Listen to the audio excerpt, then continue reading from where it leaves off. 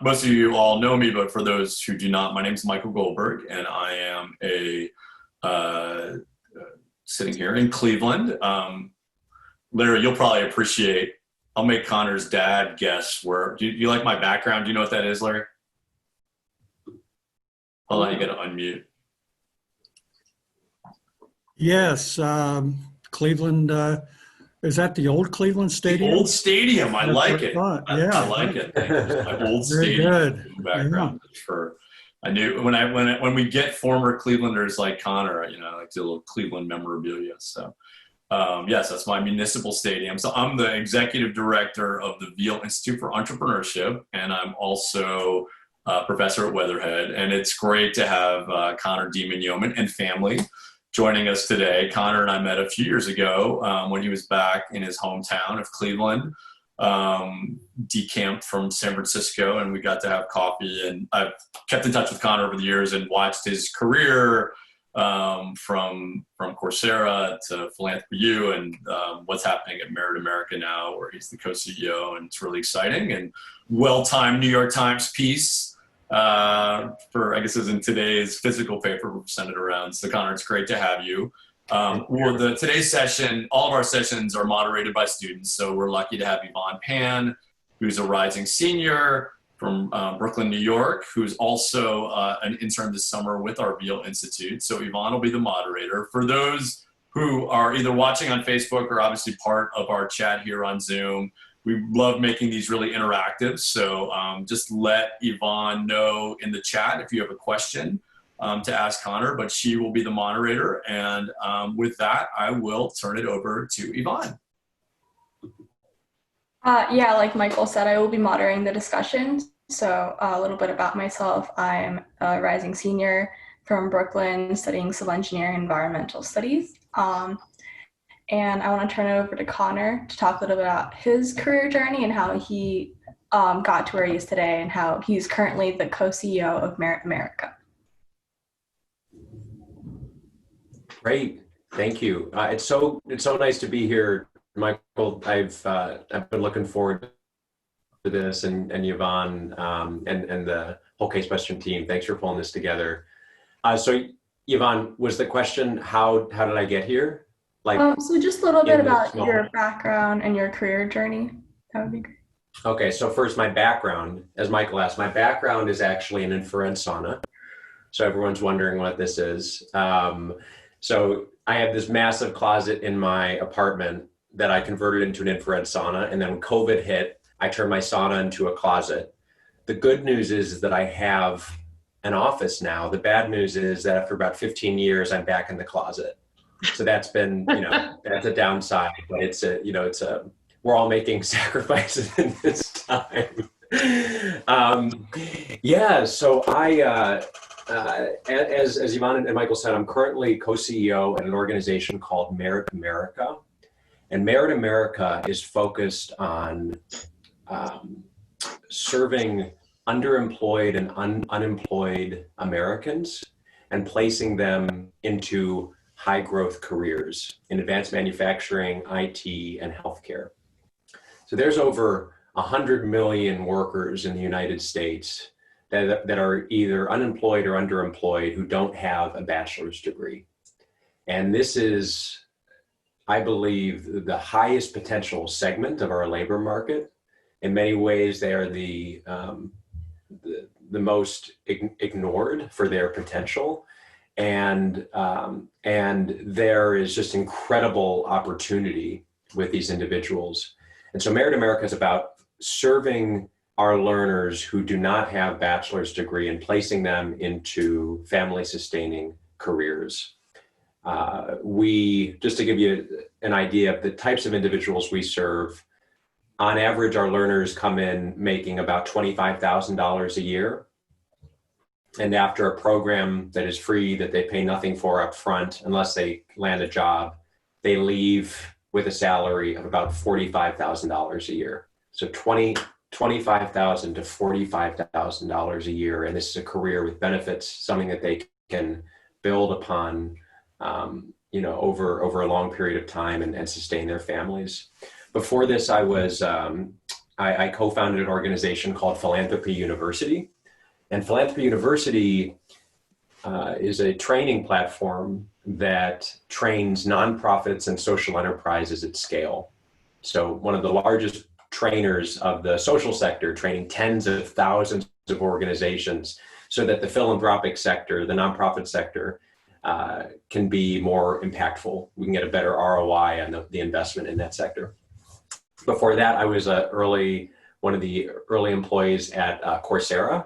And I think that's where I first met Michael with his amazing MOOC that I loved. And we found out that we were basically twins. We had all these strange overlaps. Being from Cleveland and going to Princeton, and just very similar, I think, interests and orientations.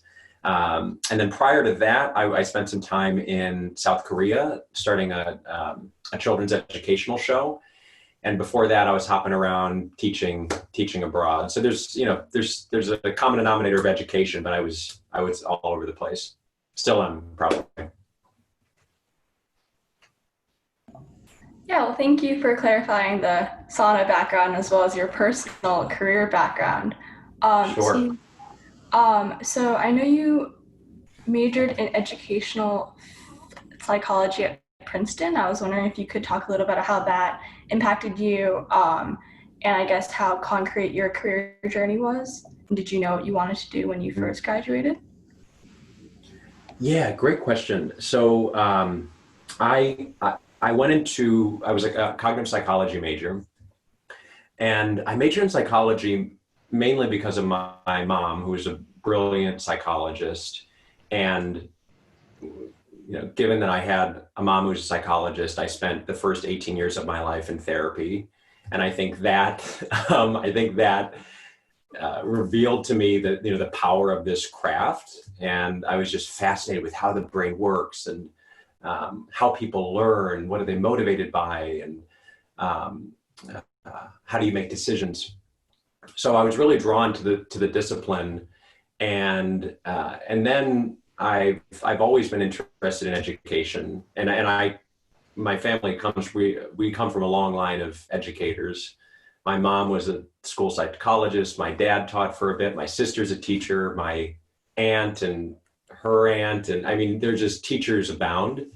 And so it's kind of in my blood, and I really enjoyed applying the the principles of psychology to learning and cognition. That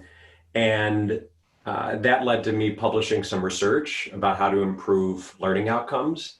And, after that, I would say that in terms of how I decided what came next, I think that I had a broad thesis, or I had a broad hypothesis that I was interested in driving equity through education.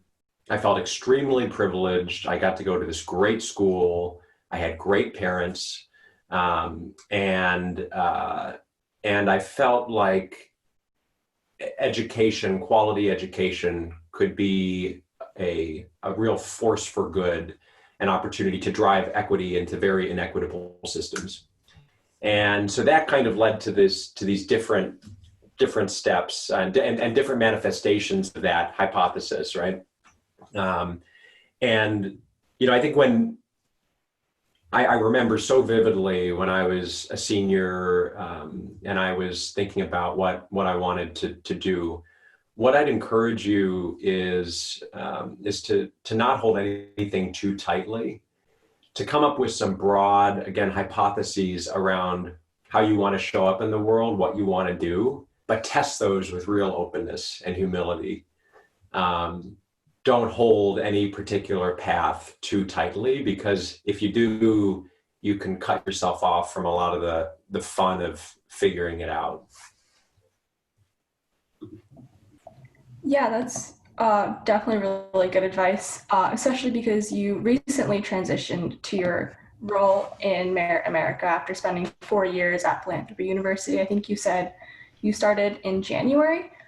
Could you kind of talk about the differences between the two organizations, and how, especially because at Philanthropy University, you're working with organizations, whereas Merit America works with individuals. So how does that shift change how you approach teaching and education? Yeah. So at Philanthropy University, we were training social enterprise organizations and nonprofits at scale. And our goal was, how do we make these organizations more efficient, more effective, so that the impact that they're having is multiplied? So you can think of it, a lot of philanthropy, a lot of nonprofit development, it's focused on, giving more money so that they can do more with programs. So, can we build more wells for these impoverished communities, for example? Our work was one step back.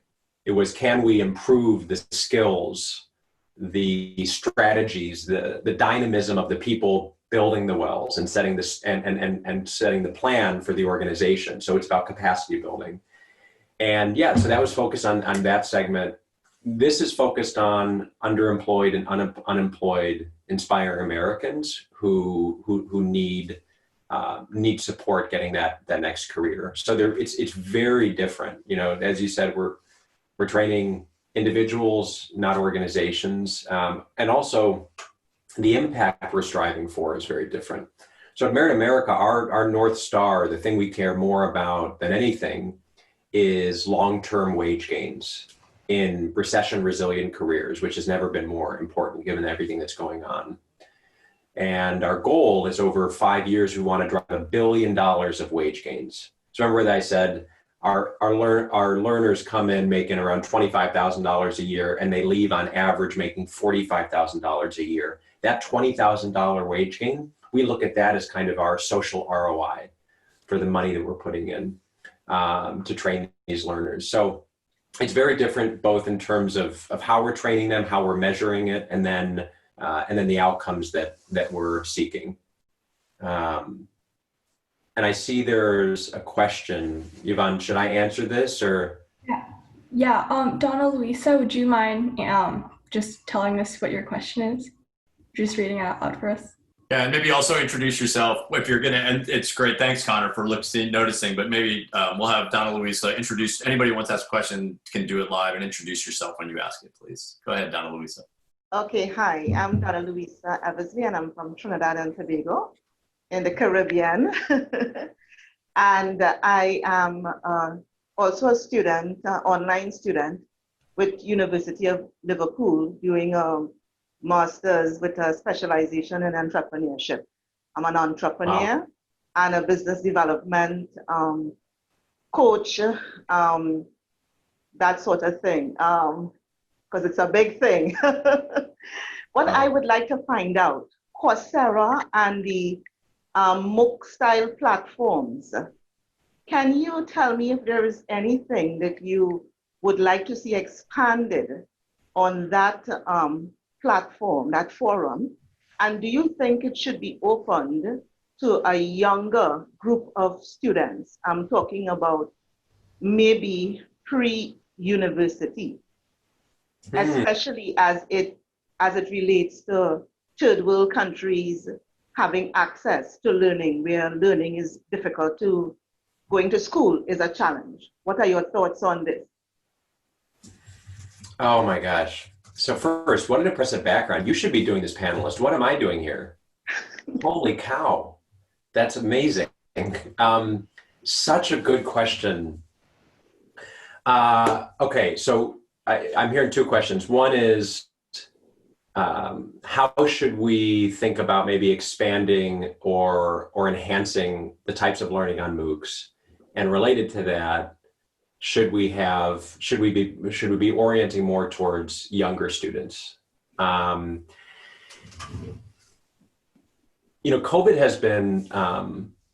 has been this powerful force in online learning, where we are all, I think that this space has accelerated literally 5 years. In that this feels like the new normal. This is the water that we're swimming in, which I think is exciting. And I think it poses some complexities and opportunities, especially for younger learners. So if we're going to really early childhood development, let's talk about, elementary school or kindergarten, I think there are real risks for skewing too far into online learning, at least in the way that it's currently packaged. And the risks there is that I think that there are many social components to education that are kind of we just take for granted, and showing up at a place and interacting with people and having the patience to deal with like really dynamic live environments that you lose in more structured settings. I think that there's an opportunity in MOOCs to focus on more metacognitive skills as well. So helping people not just learn content, but learn how to learn content. In addition to some of those, can we think about innovations 5 or 10 years from now that help people enhance and hone, social interactions that will allow us to present this to younger segments. I think that the MOOC modality needs more kind of customization or segmentation for different types of learners. This is something that we do at Merit America, where we use a lot of MOOCs, but we dynamically pair coaching with that MOOC, with those MOOCs that allow for better outcomes. So that's just a few things that I think that MOOCs could look into that we could do better on.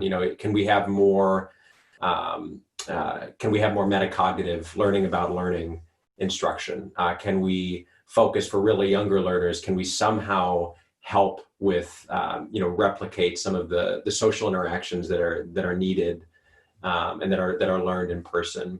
And can we also provide more dynamic instruction through coaching and meeting learners where they're at? I do think that there's an opportunity for more online learning for younger populations. I think that, especially in areas where there's limited education available. I'm actually less worried about younger populations though, and I'm more worried about older populations, and how do we use MOOCs for segments that are less, that are not technology natives, but really need to learn this content, especially in the world of COVID. So yeah, some ramblings there. Thank you, Donna Lisa, for such a great question, and for Connor for answering that. Eddie has another question. Eddie, do you mind reading it out loud for us? Yeah. Thanks, Connor, for joining us. This is kind of a follow-up to that, sort of. How has COVID-19 impacted what you guys have been doing at Merit America over these past few months? Yeah, COVID has been pretty catastrophic on the nonprofit sector in general, but in particular, our segment, which is focused on upskilling disadvantaged groups. So there's a consortium of providers that are focused on training this segment, this segment of folks that have a bachelor's degree, folks from lower socioeconomic backgrounds, and it's been really bad. I mean, you're seeing philanthropic funding dry up, you're seeing hiring freeze at these firms, and you're also seeing a lot of these models break down. So a number of providers in this space offered programming for these, or offered programming for their learners, for their users in entirely in-person settings.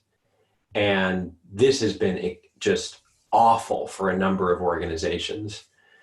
Luckily at Merit America, our model from the beginning was about 80% online and 20% in person.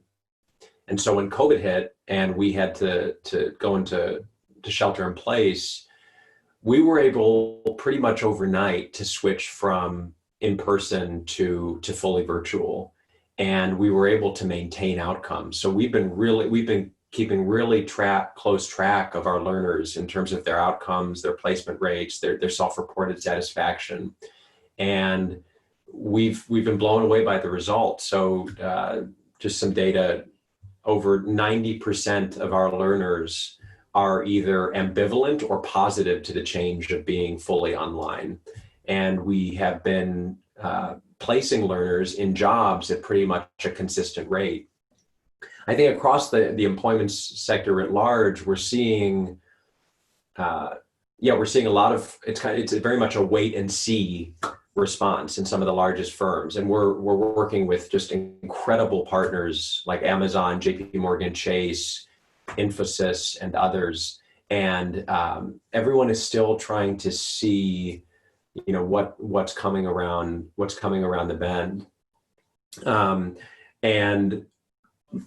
And while we're seeing a real drop in roles in hospitality or travel, and we're seeing a lot of people laid off and file from unemployment, we're also seeing an increase in other sectors, in IT, finance, business.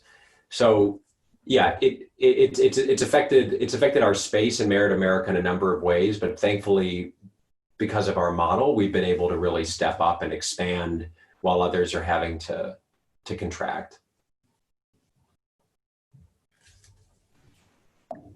Yeah, thank you for that. Thank you, Eddie and Connor, for answering that. A little bit, so branching away from your role in Merit America, you teach a course about humor in business at Stanford. What impact does humor have on entrepreneurship? And can you think of a moment where it has helped you in a transaction? Yes, sure. I think that humor is just a superpower in business and entrepreneurship that we don't use. I think there's an incredible amount of fear and trepidation about bringing our full, joyful, humorous selves to work. And I think that over many decades, we've developed this idea that you need to cultivate a work persona and a personal persona. And I think that leads a lot of us to feel closeted, right? And humor, I believe, is an incredibly positive force in that sense.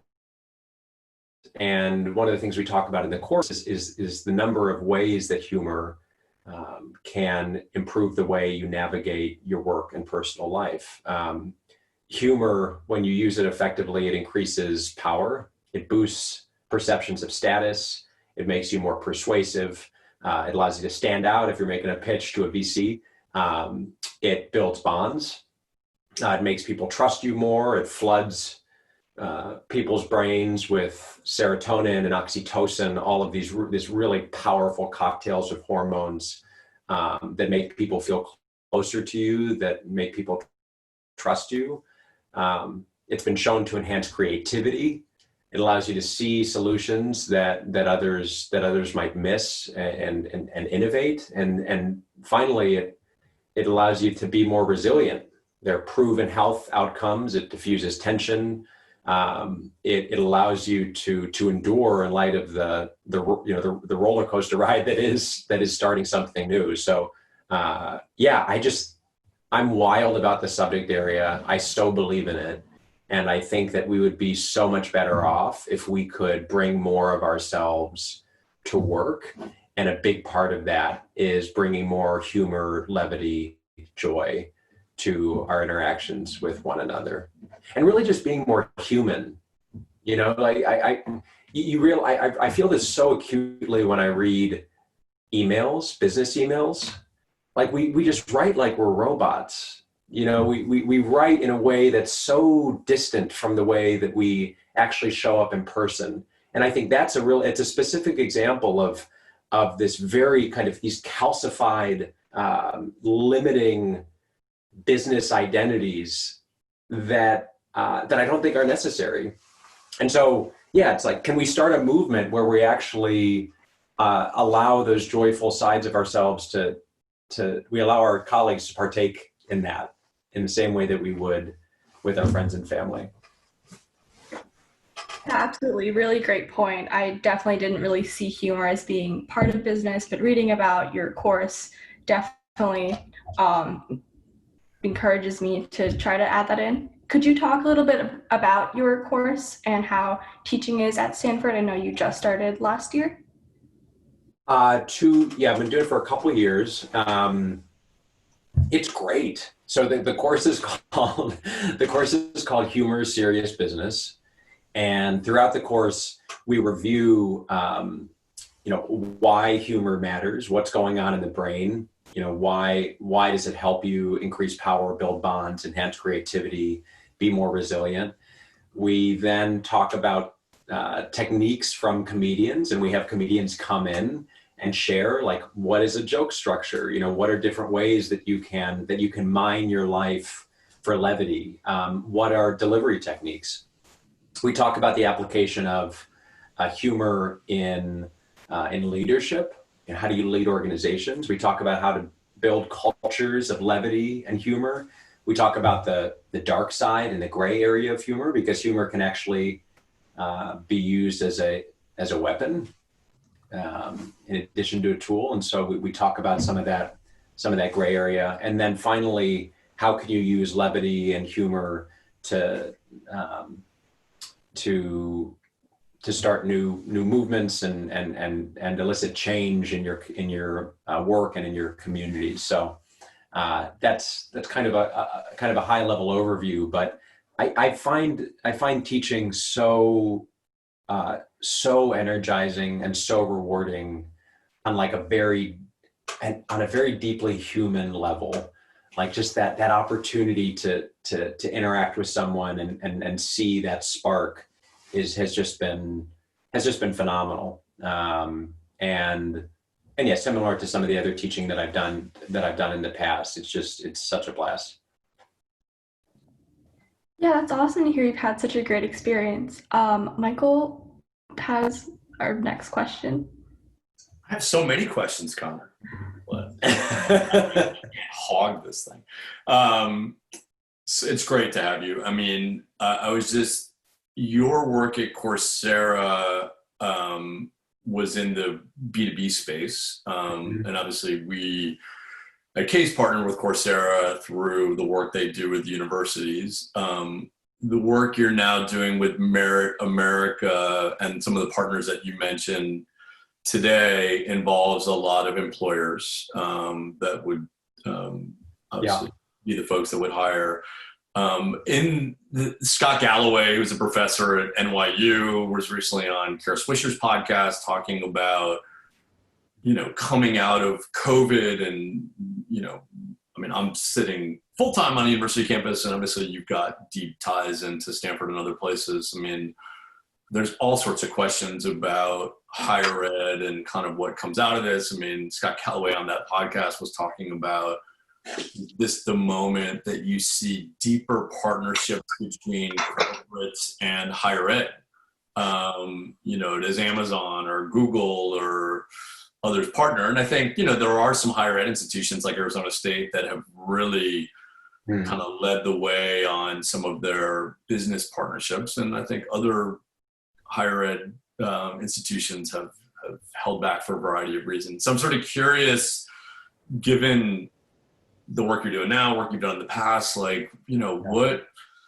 how might this all shake out, particularly on this sort of partnership side between the private sector and higher ed? Yeah, there is an existential threat that is rippling through higher education right now. And I think that given what's going on with COVID, universities and colleges across the board are being asked and being forced to think about what is their actual value proposition. And I think that what we're going to see is likely, it's going to be rough. Some estimates, we're saying that, next semester, 25% or more of students are not planning to come back. And I think what that's going to prompt is these institutions to look at what is the value, what is the ROI of our education. And And I think there's going to be real trouble for colleges and universities that are kind of in that middle tier. Not the Case Westerns, the Stanfords, the Princetons, and I think not so much the community colleges, which are very much on the ground, but that middle tier where the value of that bachelor's degree, the value of that degree is more opaque. To your question, I think that this is going to force these at-risk institutions to partner in really strategic ways with employers and try and bridge that education to employment gap. I hope that as a result of this, we will start to overcome bachelor's discrimination, which is so rife in this country. And what I mean by bachelor's discrimination is an employer saying, hey, we're only going to hire for folks that have a 4-year degree, when you don't actually need a 4-year degree, when there are incredibly talented and driven individuals who don't have that. And by the way, bachelor's degree is a direct corollary or bachelor's discrimination is a direct corollary for racial discrimination as well. And I think that hopefully what we will see is tighter partnerships with industry, a clearer theory of change between how the education you're learning leads to job outcomes that are the reason why most people go to school, and hopefully more of an emphasis on skills rather than the bachelor's degree. So I hope it'll be good in the end, but it's also really it's quite troublesome when you think what's going to happen to a lot of these schools. And I think it's necessary. I mean, you look at student debt in this country, it is unsustainable. And the people bearing the brunt of this are the people who are falling into this false narrative that everyone needs to go and get a 4-year degree. This is part of the American dream, right? This is like, if you're not doing this, you're not doing it right. It's bullshit. And these people are preyed upon, individuals who don't have the financing, who don't have the funds, who don't have the need to go to a 4-year degree. And they miss out on other opportunities that could be a much more efficient path to employment. So yeah, a lot to say there, but those are some thoughts. But I totally agree. There's going to have to be just a much tighter link between employment outcomes and what folks are learning. And it is so scary and surprising when you consider how divorced those two often are, with colleges and universities just teaching it's like we're just teaching our own thing. It's like we want people to thrive and be their best selves. And then it's like, but there's no conversations with industry, with companies and with jobs. And that's what most people want and need in this country. Yeah, really great points. I'm sure most of us can relate to the student debt aspect of what you just said. I just wanted to check in with everyone to see if anyone wants to unmute themselves and ask a quick question. I think we're going to let your dad ask a question, Connor. I was putting him on the spot. Oh, God. Oh, no, I thought you were going to ask a question, Michael. Oh, I was going to put you on the spot. If you have, you can mull, and one of these great moments where you can ask your son a question. Okay, well, I want you to know right now I've gotten thrown out of the old Cleveland Stadium many times, so I know that building well. Connor, very proud of you for what you've done. I think. Myself, I'm getting back into the trying to re-educate myself as far as many things, music, aviation, whatever. And I find that I truly enjoy getting back into the environment of learning. And that's why I feel that what's being done by your organization and the organizations that you've worked for in the past, it's extremely important, bringing education back into a meaningful relationship with real life and employment.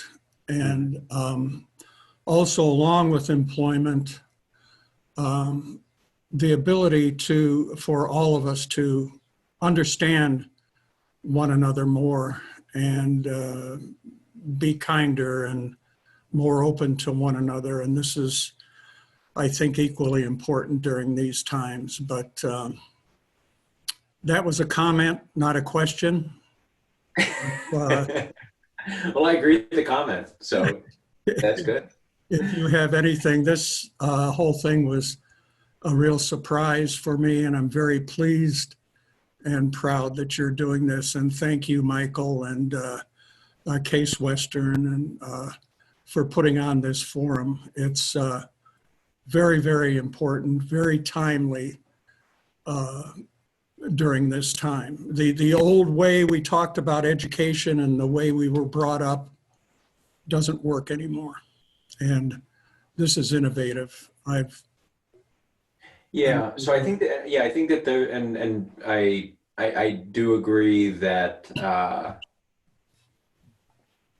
we are so focused on skills and learning and job readiness, and that's like, I drink that Kool-Aid. That's like, all I do.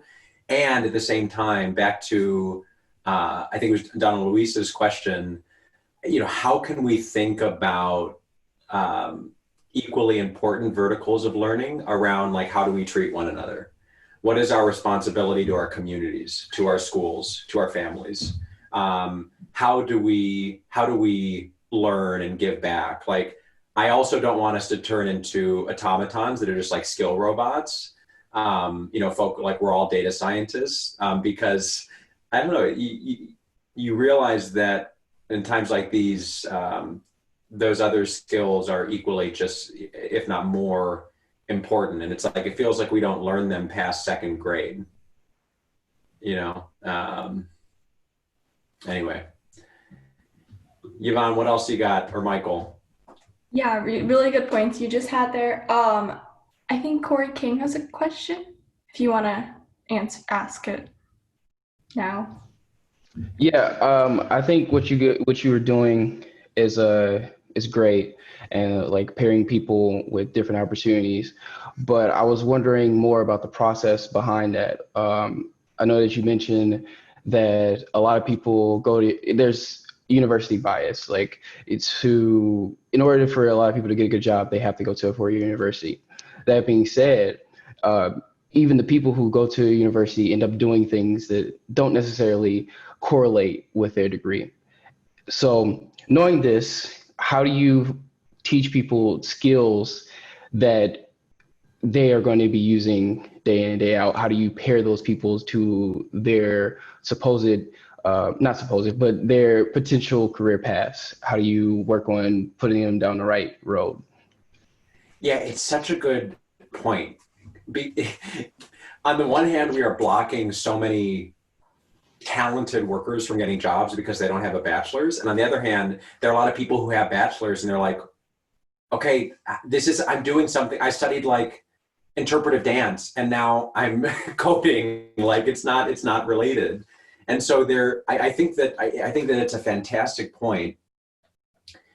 At the end of the day, I think that we just have to be more in tune with, more aligned with the needs and trends of employers.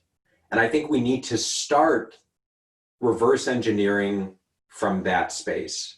So, at Merit America, everything that we do in terms of our programs, it is reverse engineered from a high demand job category.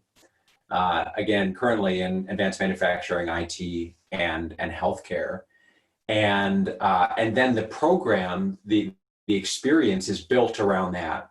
The problem with higher education right now is that the academy often creates content and training based on what faculty wants to teach. And you know what? You will get some incredible gems like Michael, who are also aware of how that relates to, his course is directly related to getting a job and building a job.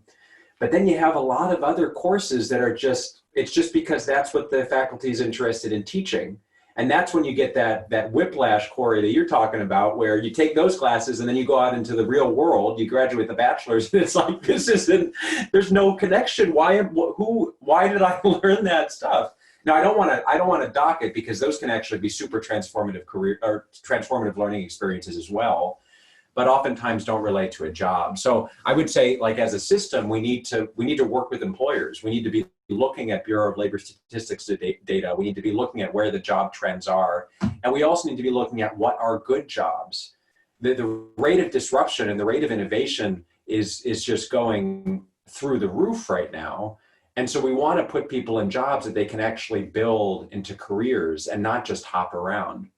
And I think for graduates and folks in college, I think that as you gather more data about what moves you, what interests you, about the impact that you want to have on the world, I think as much as you can begin focusing on a particular track, a particular job category. I think that will add some clarity in terms of the skills that you can be gathering throughout that experience. Yeah, absolutely. Next, we have a question from Elizabeth. Elizabeth, could you ask your question? Yeah, hi, I'm Elizabeth Chilrad. I'm a rising junior at CASE, and I'm actually an intern with Diemand at the Veale Institute for Entrepreneurship. So my question was just that, obviously during the COVID-19 pandemic, kind of like the virtual space is how a lot of people are continuing on many aspects of their lives. I was able to continue my semester because I could continue my classes online. I have a job right now that I can do online. We're doing this right now online. But obviously, something that I've become more aware of as well is that, people without reliable internet access, are normally pretty disadvantaged because of that. And right now they're especially disadvantaged because of that. So as an online education nonprofit, I was just wondering if, you've done any efforts to try to bring kind of what you provide to communities who may face this disadvantage, or if that's something you're looking towards, and kind of what your thoughts are in general in this area. Yeah, great question.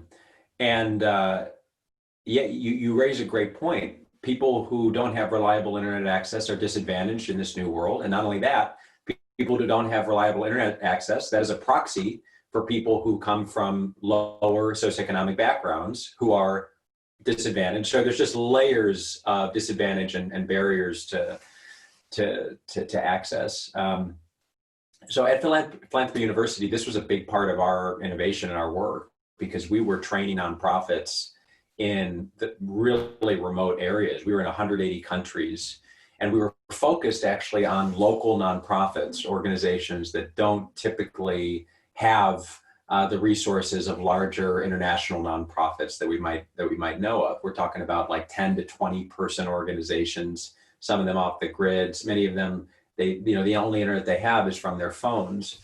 And so we poured a lot of investment there, and how do we build learning programs that can be downloaded onto a native device? How do we minimize the bit rate of our videos? How do we offer analog or not analog? How do we offer text only versions of our class? Fast forward to Merit America. Merit America is focused on Americans. So we are focused domestically. And we do require a baseline computer and device access, but we have experimented, and we will continue to, working with community partners to provide devices and access where we can to those individuals. With that said, the 80% of the programming, so for example, we offer a Google IT certificate, and we're doing that in partnership with Coursera. And so a lot of that technology is becoming better at being downloaded and used offline, better for individuals who don't have great internet. And so our programs kind of naturally progress with as the space progresses, but we do require at this stage that you have base internet access, but we have a long way to go as a country. And recognizing that in this new world, if we don't address that gap, we are just going to widen all the other gaps, right? Because we are just widening access to opportunity, we're widening access to socializing and to networking, we're widening access to knowledge. And so it's a really important issue that we need to address. Yeah, really great point. Thank you, Connor. Just a last quick question from Andrew. Do you mind asking your question for us, Andrew? Sure. So I have it right here in the chat. I'm just going to read it. So I just recently graduated from Ohio State, and I've been thinking about applying for a master's in education program. I think it's quite evident that higher education in general is in trouble. Due to COVID-19, many universities in Ohio and elsewhere across America have cut funding for certain departments and programs. So what do you think the future of education looks like? Do you think Americans will embrace trade or technical schools in the future instead of colleges per se, like university? Yeah, great question. So a few things. I'm just taking some notes. I referenced this before, but I break out higher education like broadly into 3 tiers. You have elite institutions, you have mid-tier institutions, and then you have more local community colleges. I think that the top and the bottom, the more elite institutions, the more community colleges, I think that they're going to stay pretty much the same. The Princetons of the world will continue doing what Princeton does because they're kind of isolated in that sense. They're kind of protected from these market dynamics. Community colleges, they already focus much of their work on local collaborations with employers. I feel like that's the direction that we're moving in.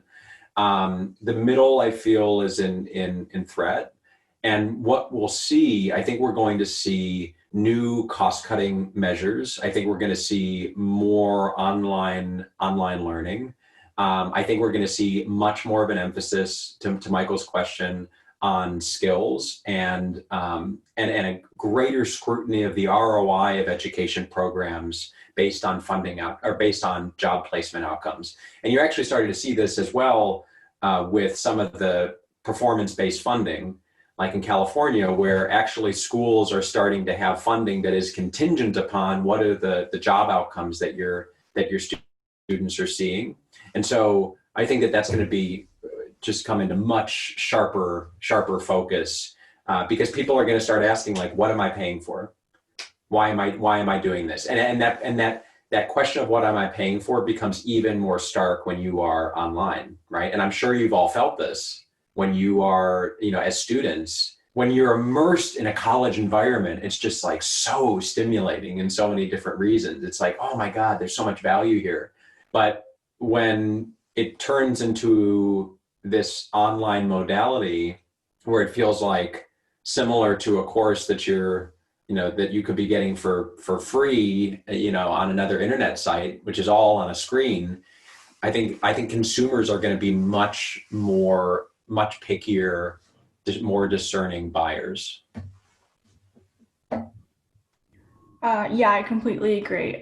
Rebecca has a question in the chat. Rebecca, if you could introduce yourself and read it out loud for us, and then Connor, if you could just provide a short response, as it is almost 2:00. Oh, sure. My name is Rebecca. I am a MS Nutrition and PH student, and I work at CASE in Environmental Health and Safety. My question is, a point that I think is interesting to bring up is the distinct change in conversation around education. For example, my mother has been working as an accountant for over 25 years, but without a 4-year degree. Back in the 1970s, they have had what's called trade schools, which seem non-existent now. I feel like you're extremely innovative in the points that you're bringing up, but I also can feel that trade school spirit in some of the points you're bringing up as well. Moreover, how do you plan to address the learning gaps between different generations? Yeah, I think trades are phenomenal. Like I think that we kind of, again, we poo-poo them in light of the dream of the bachelor's and the 4-year program that every American needs to do, which again is ridiculous.